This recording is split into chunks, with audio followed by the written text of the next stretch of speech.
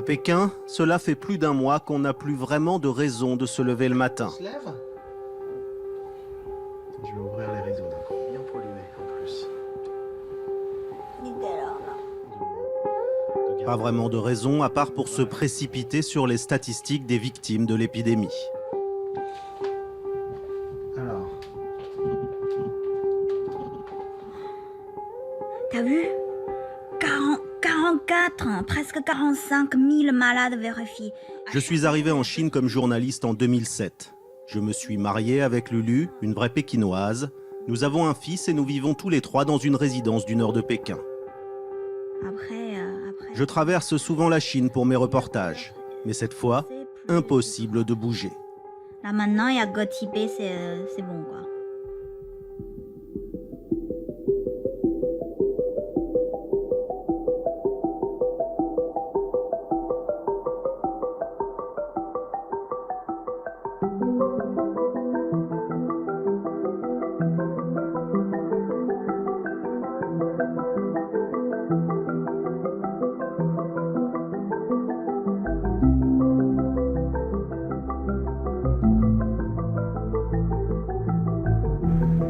Autour des villes, des barrières se sont dressées partout.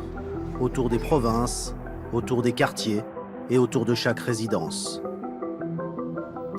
Chez moi, des types en uniforme contrôlent désormais les entrées et les sorties. Et c'est partout pareil. C'est tout l'appareil sécuritaire du Parti communiste, les comités de quartier, chargés de contrôler les comportements politiques ou sociaux des habitants qui se sont reconvertis en gendarmes spécialisés dans les virus. Contrôle de température, quarantaine obligatoire si on quitte la ville, masque obligatoire.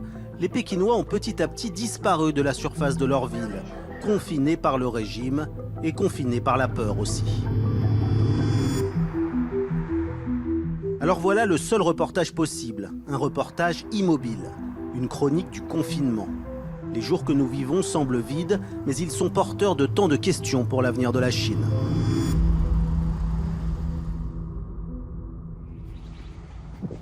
L'une des seules bonnes nouvelles, comme nous vivons ensemble 24 heures sur 24, la solidarité familiale ne s'est jamais aussi bien portée. J'arrive même à solliciter mon fils pour donner un coup de main. On va chercher l'eau ? Ouais. L'eau n'est pas potable au robinet, donc il faut se faire livrer ses bonbonnes presque chaque jour. Et depuis que notre quartier est fermé à toute personne extérieure, il faut aller chercher les bidons nous-mêmes. Mon fils a de la chance, la barrière qui condamne désormais l'entrée en bas de chez nous n'est pas très haute.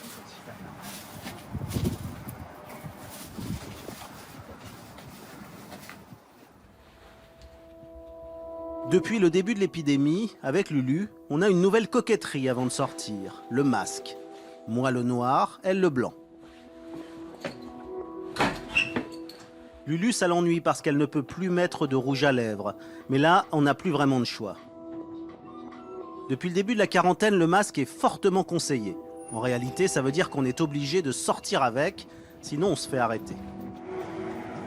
Voilà à quoi ressemble la dernière des 4 entrées de notre quartier encore ouverte, à un checkpoint. Et pour passer, on nous a distribué des cartes de sortie. Elles sont vérifiées à chaque passage. Si on est autorisé, on passe.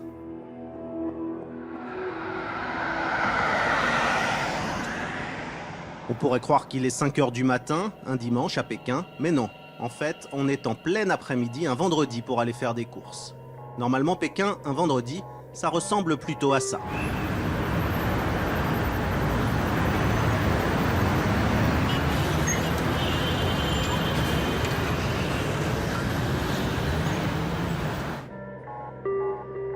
Alors même si ça fait du bien de ne plus être les uns sur les autres, là, on se sent quand même un peu seul.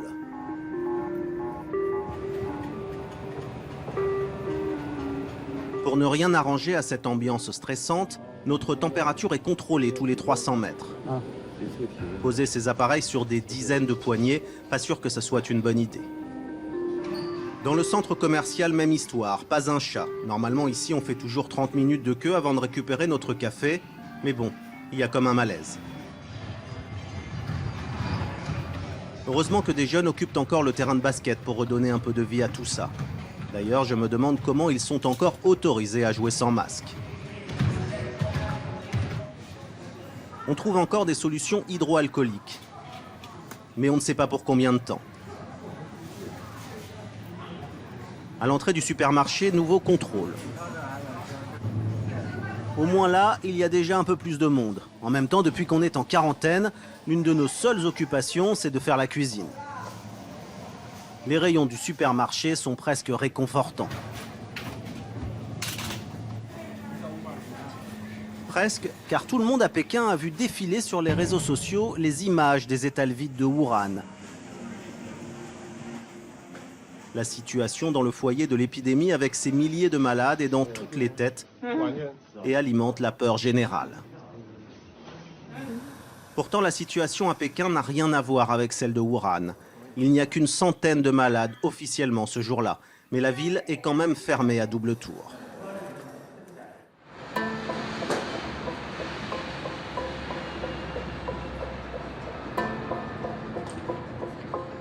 Je retrouve Mademoiselle Li, ma traductrice, dans le métro. Avant de lui dire bonjour, je connais sa température. 32 degrés 1 en surface, nous dit l'écran. Toutes les entrées du métro sont désormais équipées de ce type de caméra thermique. Si votre température dépasse le seuil fatidique, 37 degrés 3, vous êtes isolé derrière cette barrière en attendant d'être envoyé à l'hôpital. Dans le métro, évidemment, un garde est là pour vérifier que tout le monde porte bien son masque. Encore faudrait-il qu'il y ait des gens à contrôler, car en temps normal, le métro pékinois, c'est plutôt ça.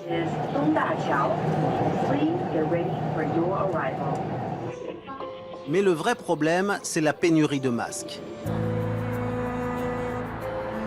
Nous partons à leur recherche avec Mademoiselle Li. Non, non, là c'est fermé. Allez voir devant.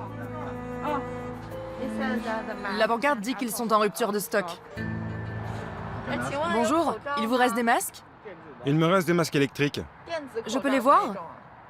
Le seul masque qui lui reste coûte 40 €. Il n'hésite pas à nous le proposer. Est-ce que c'est efficace contre le virus? De quel virus tu parles? Eh bien, le coronavirus, l'épidémie. Quelle que soit la qualité du masque chirurgical que vous utilisez, vous devez le changer tous les 2 jours. Tous les 2 jours? Oui, tous les 2 jours, pour être sûr d'être bien protégé contre le virus. Alors qu'avec ce masque électrique, pas besoin de changer. Vous pouvez l'utiliser sans problème pendant 2 mois. 2 mois. Mais est-ce que je peux acheter le genre de masque que vous portez? Non, je n'en ai plus, vous arrivez trop tard. Pour aujourd'hui, c'est fini, tout est parti. Je peux revenir demain et essayer d'en avoir? Oui, normalement, c'est le principe. Vous pouvez venir tôt demain parce que le nombre de masques à vendre est très limité. Et comme tous les gens du quartier le savent, ils viennent très tôt. Ils sont prêts à faire la queue pour en avoir un. Actuellement, tout ce qui concerne l'épidémie est géré par le gouvernement. Ça veut dire que c'est rationné, les quantités à vendre sont très contrôlées. Vous pouvez arrêter de filmer? C'est mieux si vous arrêtez de filmer. D'accord? L'épidémie rend tout le monde encore plus parano que d'habitude. On retente notre chance quelques blocs plus loin. La situation est encore plus décourageante. Est-ce que vous avez des masques? Ils sont en rupture de stock, il n'y en a plus nulle part. Si tu veux autre chose, ils te le donnent, sinon ils laissent les portes fermées. Ici, les pharmaciens n'ouvrent même plus leurs portes et se cachent lorsque nous tentons de leur poser des questions. Au bout de quelques tentatives, une pharmacienne accepte finalement de nous donner quelques indications. Vous avez encore des masques? Et sinon, quand est-ce que vous en aurez? On n'a aucune information, on ne sait pas quand on en recevra d'autres. Mais comment lutter contre cette épidémie sans masque? La situation est kafkaïenne et explique aussi que la seule solution est d'enfermer tout le monde, ou presque. Je décide d'aller place Tiananmen pour constater la situation au cœur de la ville. Les trottoirs du centre-ville sont fermés, alors seule solution, faire le tour de la place en vélo.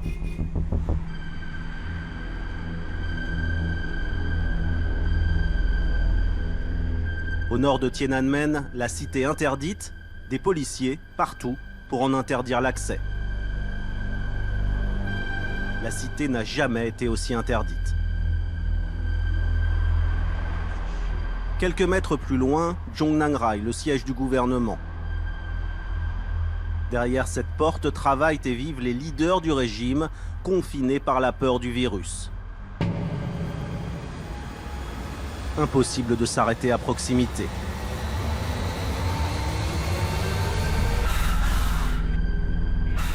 Enfin, dernier virage, le plus impressionnant. La plus grande place du monde, chargée d'histoire, avec le mausolée de Mao au milieu, totalement déserte. Voilà la place Tiananmen comme vous ne l'avez jamais eue.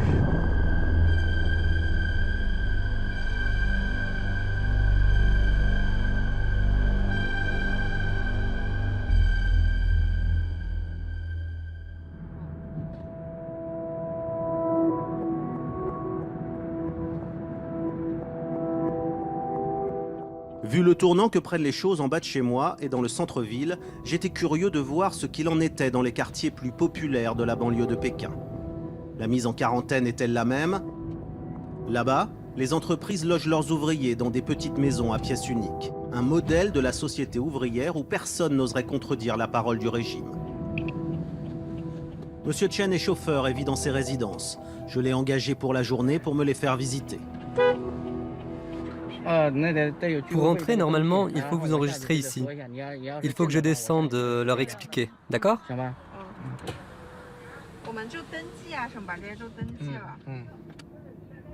Impossible de pénétrer dans ces quartiers sans laisser passer. Nous essayons d'entrer avec la carte du chauffeur. Ça, c'est mon laissez-passer pour accéder à mon quartier. On n'est pas les seuls à attendre. Tout le monde passe au radar de ces gardiens des comités de quartier. Partout, l'appareil du régime communiste est au service de cette vision sécuritaire de la lutte contre le virus. Les comités d'immeubles et de quartier, les branches locales du parti, gèrent la mise en quarantaine des quartiers touchés. Ce sont eux qui nous délivrent les laissez-passer pour rentrer chez nous, eux qui dénoncent les personnes qui ont de la fièvre ou qui sortent sans masque. Tout le monde est contrôlé, même ce couple qui vit ici depuis 7 ans. J'arrive de la province du Hebei. Je suis revenue pour travailler, mais mon entreprise m'a demandé de me mettre en quarantaine, au moins pendant 7 jours avant de reprendre. 7 jours, oui. Bonjour, vous avez une autorisation pour cette interview? Si vous n'en avez pas, alors il faut arrêter la caméra. Arrêtez la caméra tout de suite. Impossible de rentrer sans les fameux laissez-passer. Nous tentons une entrée moins surveillée.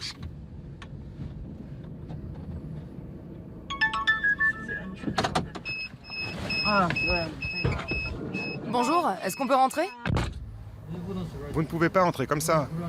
Je ne sais même pas qui vous êtes. Est-ce que vous venez faire ici? On veut juste aller voir. Si vous voulez rentrer, il faut passer par l'autre porte. Ici, c'est interdit. Les chefs sont tous là-bas.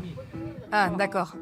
Vivre à Pékin, ces jours-ci, c'est passer le plus clair de son temps dans des palabres inutiles à des points de contrôle, où tout est fait pour ne pas vous laisser passer. Notre chauffeur commence à s'inquiéter, il se demande s'il pourra rentrer chez lui.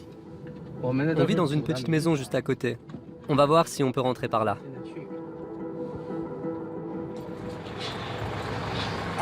Ça, c'est le point de contrôle. Depuis le début de la crise, les agents des comités de quartier se sont démultipliés. Des volontaires, comme ils se surnomment eux-mêmes, sont venus leur prêter main forte, tous unis derrière la nation pour lutter contre le virus. En réalité, avec ou sans brassard, ils sont payés par la mairie pour s'assurer que tout le monde suit les règles.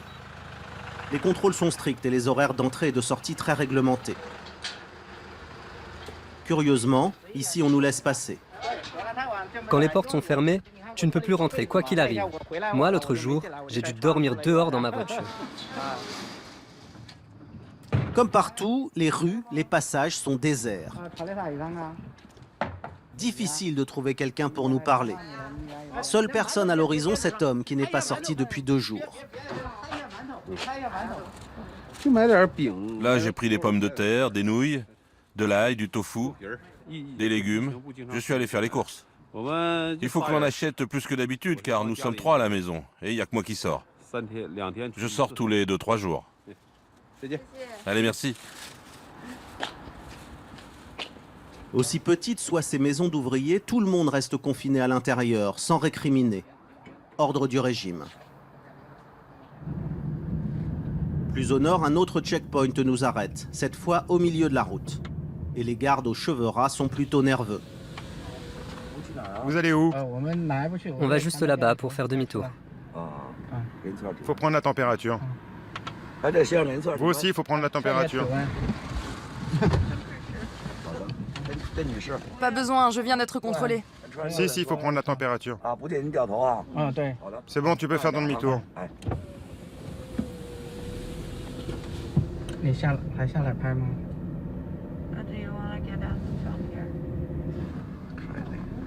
Une base militaire est proche, elle doit être protégée à tout prix de l'épidémie, comme doivent l'être les dirigeants dans la capitale du pays.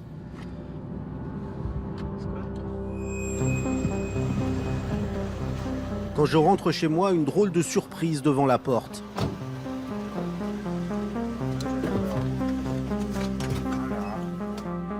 C'est la première fois que je vois une ambulance dans ma résidence où il n'y a aucun cas officiel.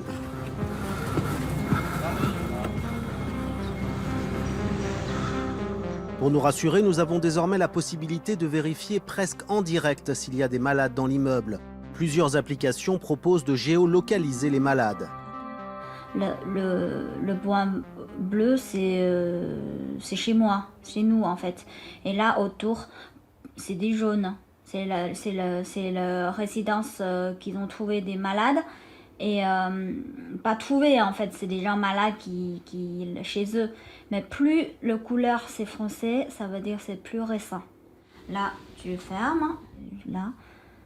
Voilà. Chaque petit point rouge représente un cas. Et dans une société chinoise où chacun est surveillé par ses achats, ses déplacements ou la reconnaissance faciale, impossible de passer inaperçu. Ok, c'est là, je clique. Ah, la personne qu'ils ont trouvé malade, qu'il est allé où? Un magasin de fruits, un petit bistrot. Donc c'est 2-3 km de loin. Hein. Moi je suis là.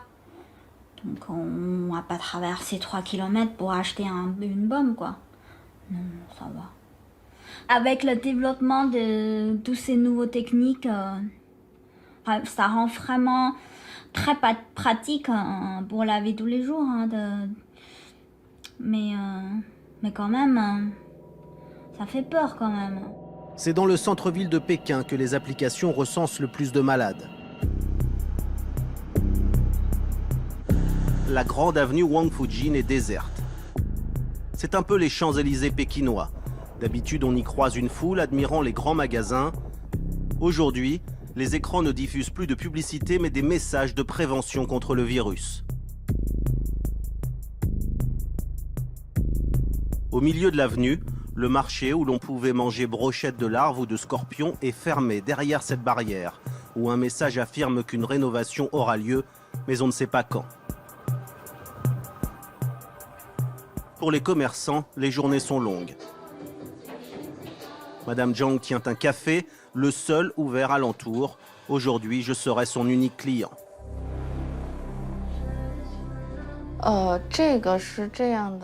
Quand l'épidémie a commencé, on a directement fait des estimations pour savoir comment on pouvait s'organiser. On s'est dit que ça pouvait durer jusqu'à la moitié de l'année. J'ai beaucoup d'amis dans le monde de la restauration qui sont dans la même situation que moi. On est tous sous pression, bien sûr, surtout si nos estimations sont bonnes.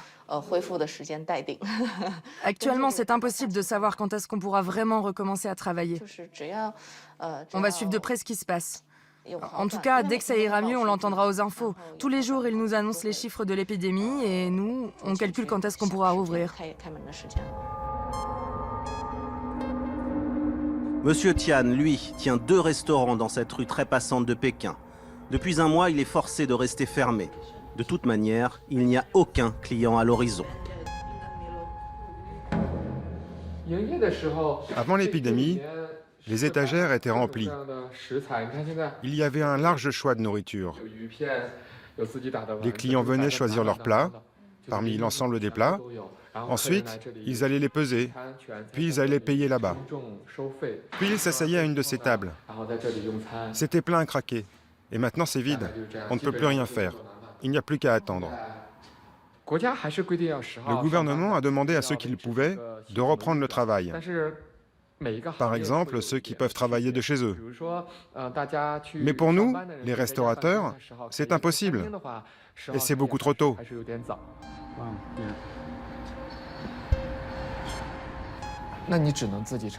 Je n'ai pas d'autre solution que de supporter les pertes financières moi-même. Un ami m'a conseillé de négocier avec mon propriétaire, histoire de diminuer un peu mon loyer. Mais ça me gêne. Mon propriétaire aussi est affecté par l'épidémie. Son argent ne tombe pas du ciel non plus. Comment pourrais-je lui demander une chose pareille?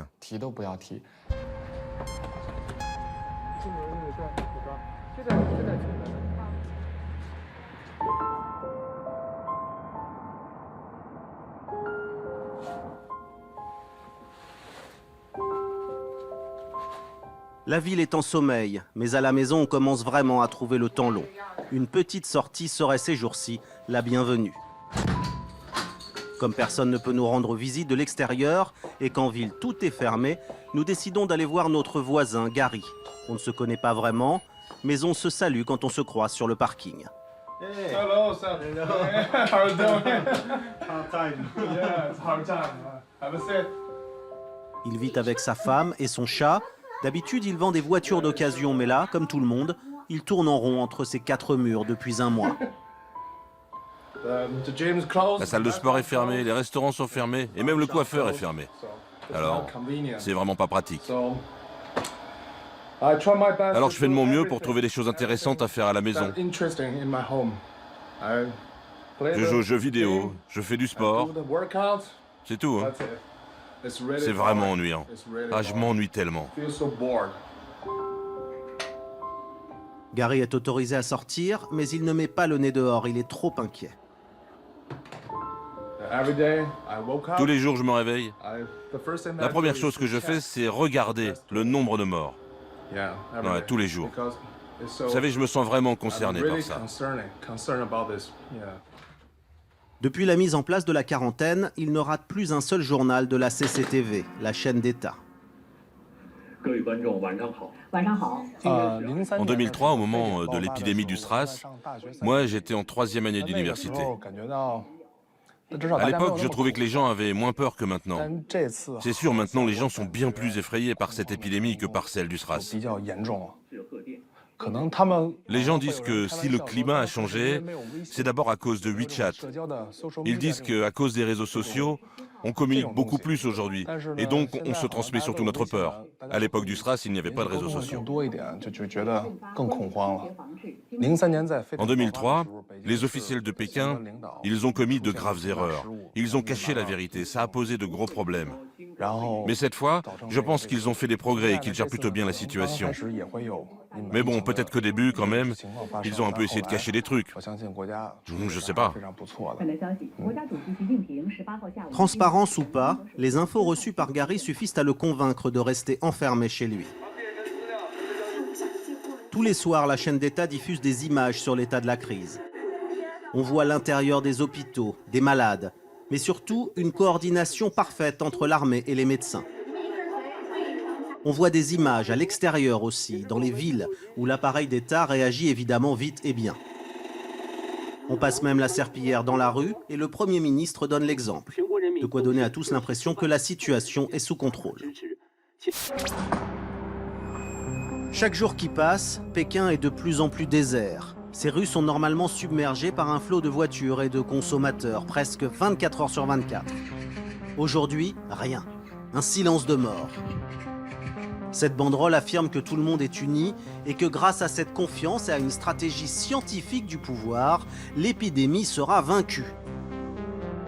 C'est l'obsession du régime, que la peur du virus n'entraîne pas de troubles sociaux, de critiques des dirigeants. Le parti semble plus effrayé par le virus de la liberté que par celui de la pneumonie. Alors la censure a durement frappé ceux qui tentaient de donner des informations sur les réseaux sociaux. C'est le cas du blogueur Fang Bing que la police est venue arrêter chez lui. La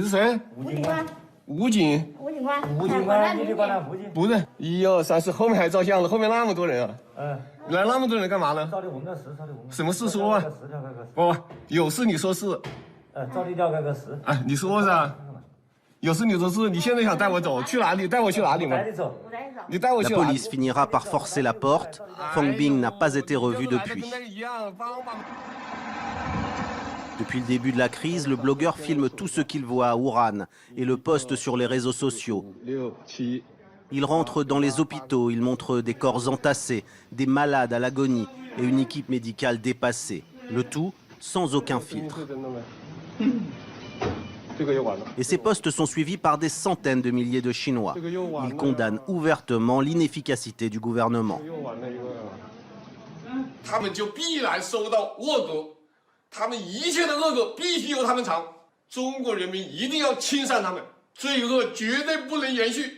Un affront insupportable pour le régime chinois. Avant que Pékin ne réagisse, les vidéos de ce genre se répandent sur les réseaux sociaux.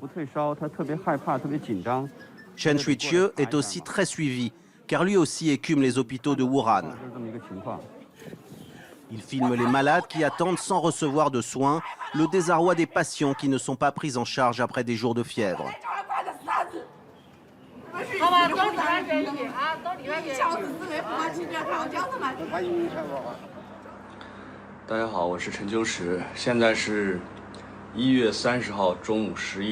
Cette vidéo est la dernière qu'il postera avant de disparaître en quarantaine forcée.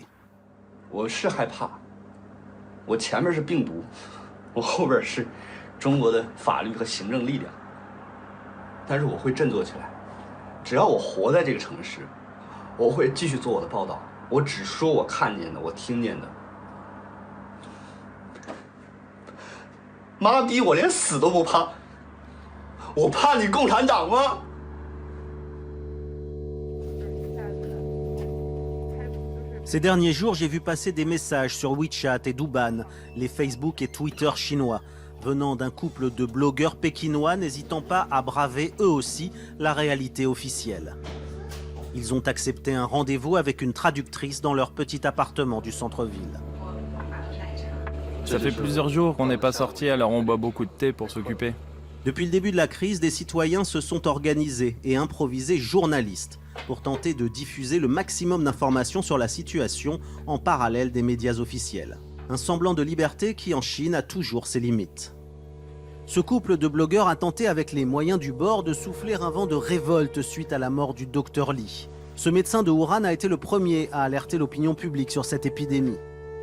Arrêté par la police, il est mort à Wuhan, touché par le virus, devenant le symbole de l'absurdité de ce système qui étouffe tous ceux qui pourraient remettre en cause la stabilité du régime.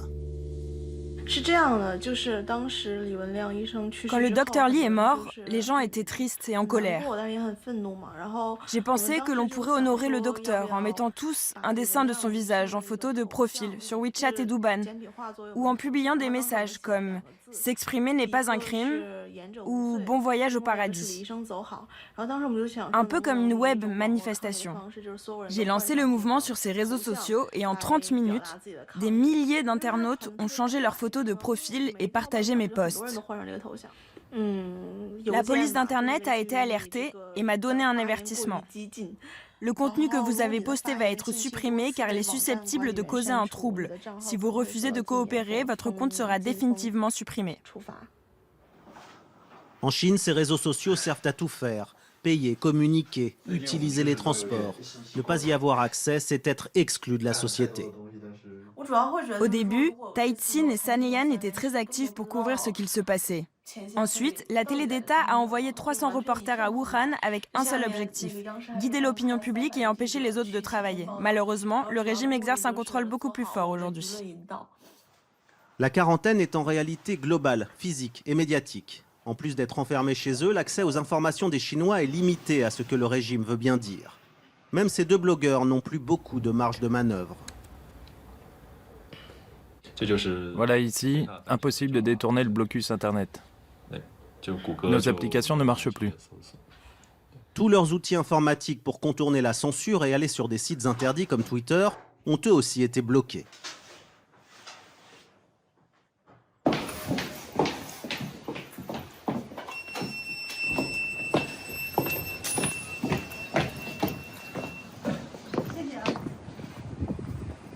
Déjà 2 semaines de quarantaine. En plus d'être fermées, les entrées de la résidence sont maintenant grillagées, barricadées par 2 mètres de hauteur de ferraille verte.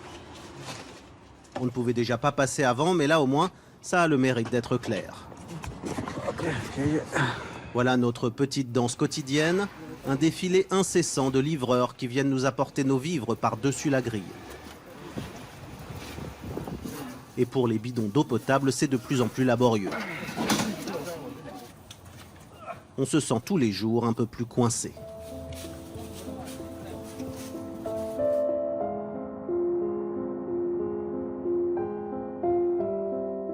Lulu décide d'appeler sa cousine pour prendre des nouvelles de sa fille.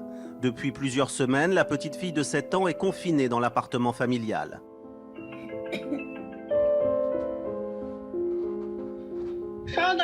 Attends, je vais la chercher, elle se change.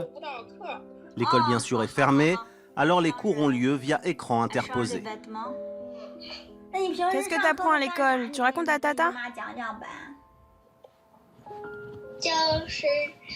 Je m'installe sur la table et j'allume la télé. J'apprends mes leçons grâce à la télé. Et puis quand c'est fini, la maîtresse nous donne des devoirs. Vous communiquez comme nous en ce moment à travers le Skype? Non, avant c'était comme ça. La maîtresse pouvait nous voir, mais maintenant on fait tout à travers la télé et la professeure ne peut plus nous voir. La cousine de Lulu nous envoie quelques images du quotidien de sa fille. Tong Tong est un enfant unique et son quotidien de confinement est organisé à la minute près. Réveil à 8 h, petit déjeuner, puis c'est l'école virtuelle toute la matinée. Et comme lorsqu'elle rentre en classe, la journée d'école commence par une séance de gymnastique.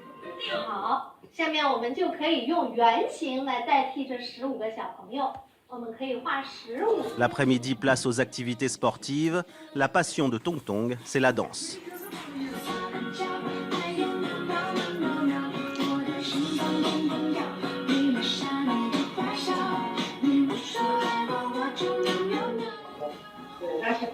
Ne force pas tes mouvements. Regarde, fais comme moi. Mais là, comme elle ne peut pas sortir, son prof, ils ont fait un truc en ligne. Les enfants, en direct en fait, ça. C'est pas enregistré, hein, c'est en direct. Et du coup, les enfants, ils apprennent comme ça. Qu'est-ce qu'elle porte sur la tête, ta prof? Un bandana. Elle ressemble à une actrice de l'opéra de Pékin.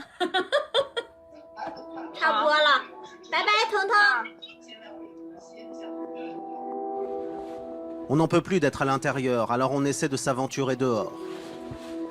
Depuis 2 jours, le système de filtrage a changé. Maintenant, tout le monde doit passer sous cette grosse tente militaire. Les choses s'organisent. On change la couleur de nos cartes en fonction des malades qui ont été repérés dans les zones alentours. En ce moment, on est vert pistache, sans trop savoir ce que ça veut dire. On filme discrètement avec le téléphone car les caméras dans les zones de contrôle ne sont plus du tout les bienvenues.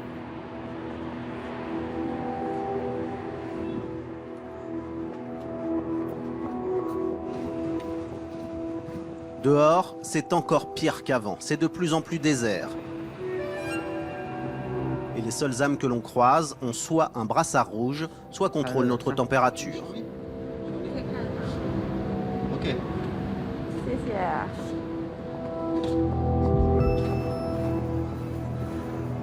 C'est trop vide, hein. Les joueurs de basket n'ont pas tenu non plus longtemps. Le terrain est condamné jusqu'à nouvel ordre.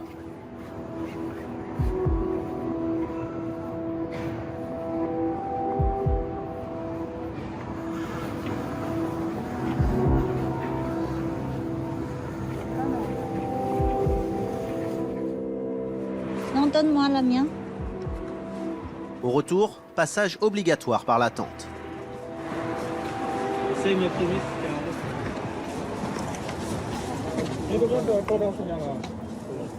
Votre carte, ça fait combien de temps que vous l'avez? Quoi? Vous êtes sorti de Pékin? Non, non, non, non. Je vais vous changer de carte. On va changer 2 nouvelles cartes pour eux. Leurs cartes sont trop anciennes.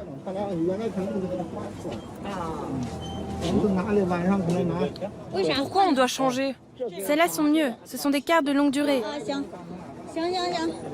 Ok. On n'a que 2 cartes pour notre famille alors que nous sommes 3. Et cette fois, elles sont blanches. Bon ou mauvais signe, impossible de le savoir, mais on ne va pas se plaindre, certains n'ont qu'une seule carte par famille et ne sont autorisés à sortir qu'une fois tous les 2 ou 3 jours.